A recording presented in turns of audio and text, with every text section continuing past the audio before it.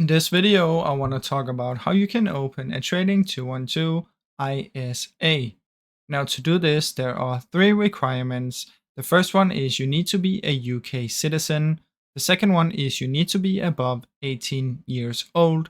And the third one is you need to be able to verify your account, which means you need to have some sort of ID that you can send in and they will verify it. So those are the three requirements. If you have all those three, you will be able to open up an ISA. Now to do this, what you want to do is either go to the app or go to the website and simply log into your account.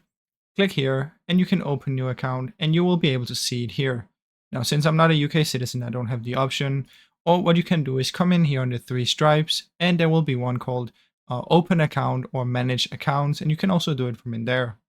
Now, if you don't have an account already, when you sign up, you also have the option, if you select that you're a UK citizen, when you sign up, you'll already have an option to open up an ISA immediately. So you can also do it that way.